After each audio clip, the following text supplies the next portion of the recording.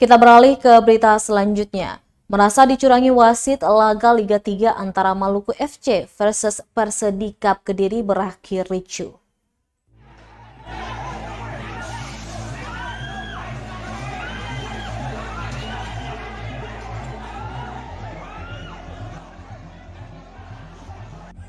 Inilah detik-detik kericuhan yang terjadi seusai laga Liga 3 antara Maluku FC versus Persedikap Kediri di babak 32 besar Liga 3 Nasional.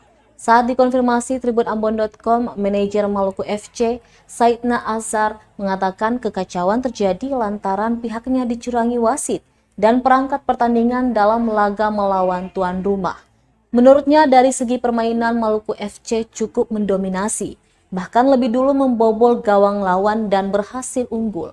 Namun keputusan wasit merugikan tim The Moluccan. Ia melanjutkan saat babak kedua Jose Maniagasi diganjar kartu merah. Keputusan tersebut dinilai tak seharusnya didapat pemain muda itu. Puncaknya saat tambahan waktu 4 menit injury time babak kedua dengan skor imbang. Kapten Maluku FC Marcel Usemahu seketika protes lantaran pertandingan masih berjalan setelah lebih dari 4 menit tambahan waktu. Namun protes tersebut tak dihiraukan wasit dan pertandingan dilanjutkan hingga menit ke-8 tambahan waktu.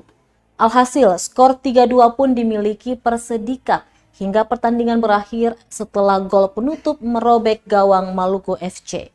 Dengan hasil demikian, Maluku FC menempati papan bawah grup W Liga 3 Nasional.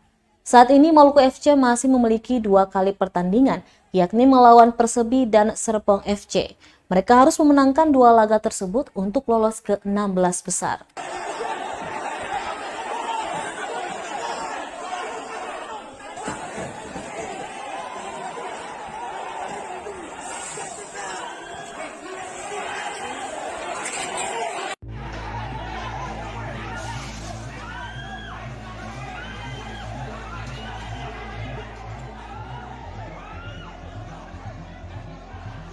Terima kasih sudah nonton.